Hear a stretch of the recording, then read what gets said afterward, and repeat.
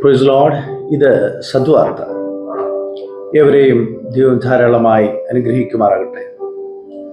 ഈ ദിനത്തെ ദൈവവചന ചിന്തയ്ക്കായി മർക്കോസിന്റെ സുവിശേഷം 10-ാം അധ്യായം 46 മുതൽ 52 വരെയുള്ള വാക്യങ്ങൾ നമുക്ക് ഈ പകൽക്കാലം ചിന്തിക്കാം. അത് ഇങ്ങനെയാണ് വായിക്കുന്നത്. ഞാൻ വായിക്കുന്നു. അവർ എരിഹോവിലെത്തി. പിന്നെ അവൻ ശിഷ്യന്മാരോടും വലിയ പുരുഷാരത്തോടും കൂടെ എരിഹോവിൽ നിന്ന് പുറപ്പെടുമ്പോൾ തിമായിയുടെ മകനായ ബർത്തിമായി എന്ന കുരുടനായ ഒരു ഭിക്ഷക്കാരൻ വഴിയരികെ ഇരുന്നിരുന്നു. നസറേയനായ യേശു എന്ന് കേട്ടിട്ട് അവൻ, ദാവീദ് പുത്ര, യേശുവേ, എന്നോട് കരുണ തോന്നണമേ എന്ന് നിലവിളിച്ചു തുടങ്ങി.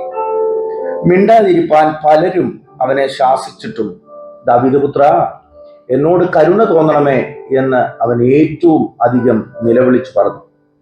അപ്പോൾ യേശു നിന്നു, അവനെ വിളിപ്പീൻ എന്ന് പറഞ്ഞു. ധൈര്യപ്പെടുക, എഴുന്നേൽക്ക, നിന്നെ വിളിക്കുന്നു എന്ന് അവർ പറഞ്ഞു. കുരുടനെ വിളിച്ച് അവൻ തൻ്റെ പുതപ്പുമിട്ട് കളഞ്ഞ് ചാടി എഴുന്നേറ്റ് യേശുവിന്റെ അടുക്കൽ വന്നു.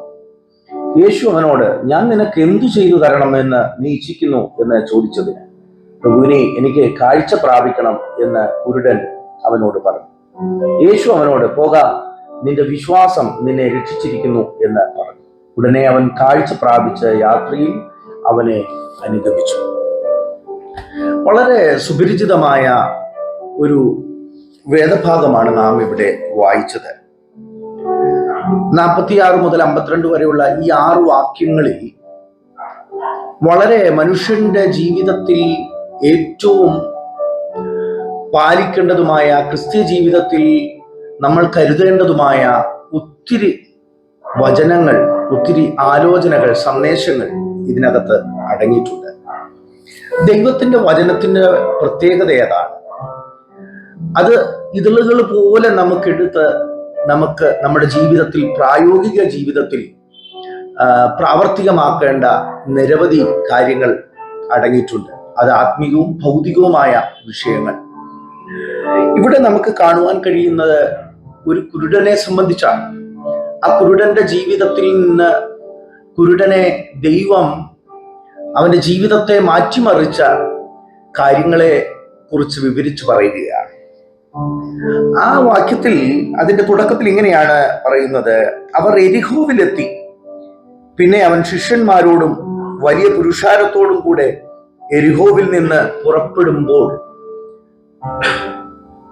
യേശു കർത്താവ് പലസ്തീനിൽ വിവിധമായ നിലവാരങ്ങളിൽ പലർക്കും അത്ഭുതങ്ങളെ ചെയ്തുകൊണ്ട്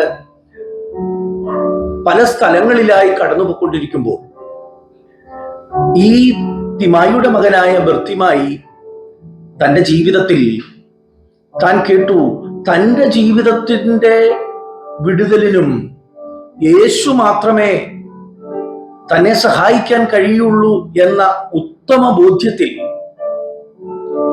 അവൻ യേശുവിന്റെ വരവും കാത്തിരിക്കുകയായിരുന്നു. ഇവിടെ നമുക്ക് നോക്കുമ്പോൾ അവർ എരിഹോവിലെത്തി.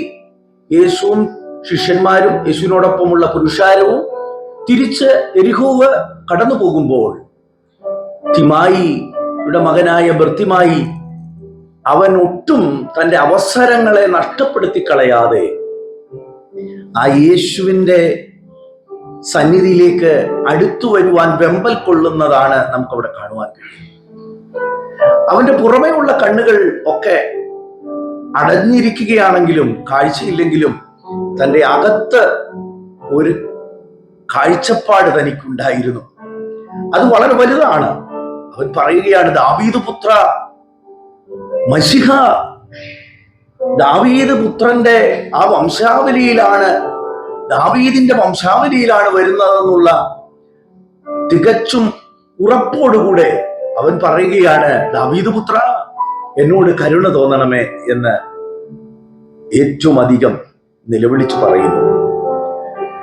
ഇവിടെ ഇവന്റെ നിലവിളി ഈ പുരുഷാരത്തെയും അതിജീവിച്ചുകൊണ്ട് എത്തുന്നു എന്നുള്ളതാണ് വളരെ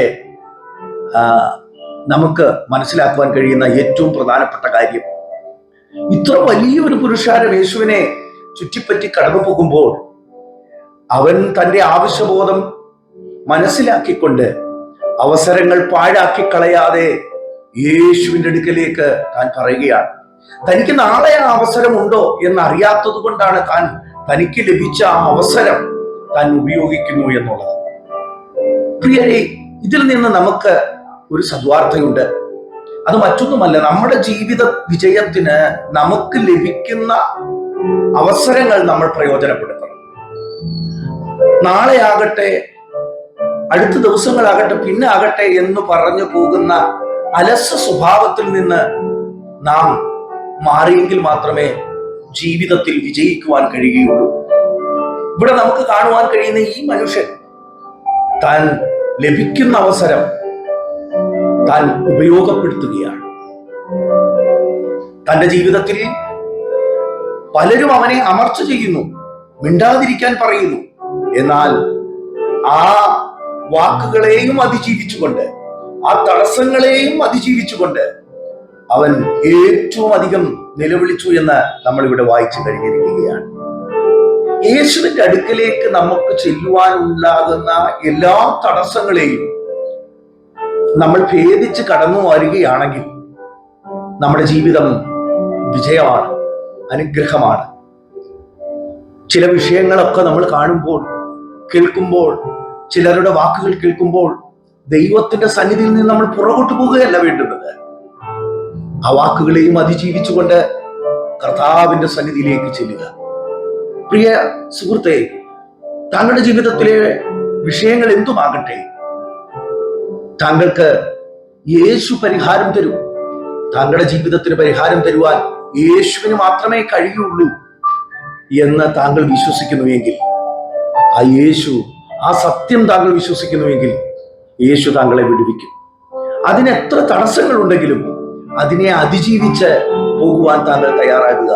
ഇവിടെ ഈ ഒരു കുരുടനായ ഈ മനുഷ്യൻ തന്റെ ജീവിതത്തിൽ അനേകരും അവനെ അമർച്ച ചെയ്തു, നീ മിണ്ടാതിരിക്കുക എന്ന് പറയുമ്പോഴും തനിക്ക് ലഭിക്കുന്ന ഒരുപക്ഷെ അവന്റെ അവസാന നിമിഷങ്ങളായിരിക്കാം, അത് നഷ്ടപ്പെടുത്തി കളയരുതെന്ന് വളരെ നിർബന്ധത്തോടുകൂടെ അവൻ ഏറ്റവും അധികം നിലവിളിച്ചു എന്ന് നമുക്ക് കാണുവാൻ കഴിയുന്നു. പ്രിയ സുഹൃത്തെ, ഈ പകൽക്കാലം ഈ വചനത്തിൽ നിന്ന് നമുക്ക് കാണുവാൻ കഴിയുന്നത്, നമുക്ക് ലഭിക്കുന്ന സന്ദേശം ഇതാണ്: നമ്മുടെ ജീവിതത്തിൽ എല്ലാ പ്രതികൂലങ്ങളെയും അതിജീവിച്ചുകൊണ്ട് കർത്താവിന്റെ അടുക്കിലേക്ക് അടുത്തു വന്നാൽ നിശ്ചയമായും ദൈവം നമ്മെ സഹായിക്കും. കർത്താവിന് മാത്രമേ നമ്മുടെ പ്രശ്നങ്ങൾക്ക് പരിഹാരം തരുവാൻ കഴിയൂ. അത് ശാരീരികമാകട്ടെ, മാനസികമാകട്ടെ, സാമ്പത്തിക വിഷയമാകട്ടെ, എന്തു തന്നെയായിരുന്നാലും യേശുവിന് താങ്കളെ സഹായിപ്പാൻ കഴിയും. ദാവീദ് പുത്ര, എന്നോട് കരുണ തോന്നണമേ എന്ന് പറയുകയാണ്. കരുണ കാണിക്കാൻ കൊള്ളാവുന്ന ഏക ദൈവം, സർവശക്തനായ ദൈവം, അത് നസറേയനായ യേശുക്രിസ്തു മാത്രമാണ്. ആ യേശുക്രിസ്തുവിൽ വിശ്വസിച്ചാൽ താങ്കളുടെ ജീവിതം ശോഭാപരിപൂർണമാകും. അത് ജീവിതത്തിന്റെ ഏതവസ്ഥകളിൽ കൂടെ, പ്രശ്നസങ്കീർണമായ അവസ്ഥയിൽ കൂടെ കടന്നുപോയാലും അതിന് പരിഹാരം തരുവാൻ യേശു മതിയായവനാണ്. മറ്റൊരുത്തിനും രക്ഷയില്ല. രക്ഷിക്കപ്പെടുവാൻ ആകാശത്തിന്റെ കീഴിൽ മനുഷ്യരുടെ ഇടയിൽ നൽകപ്പെട്ട ഏകനാമമേ ഉള്ളൂ, അത് യേശുക്രിസ്തുവിന്റെ നാമമാണ്. ആ യേശുക്രിസ്തുവിൽ വിശ്വസിക്കുവാൻ താങ്കൾ തയ്യാറാകുക. താങ്കളുടെ പ്രശ്നങ്ങൾ യേശുവിനോട് പറയുവാൻ തയ്യാറാകുക.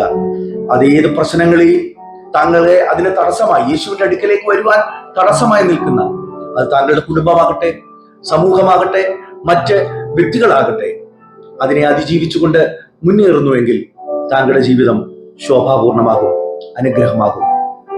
ഈ പകൽക്കാലം താങ്കൾ യേശുവിലേക്ക് അടുത്തു വരുവാൻ താങ്കളെ ക്ഷണിച്ചുകൊണ്ട് ഞാൻ എൻ്റെ വാക്കിൽ നിന്ന് വിട പറയുകയാണ്. ദൈവം താങ്കളെ ധാരാളമായി അനുഗ്രഹിക്കുമാറാകട്ടെ. God bless you.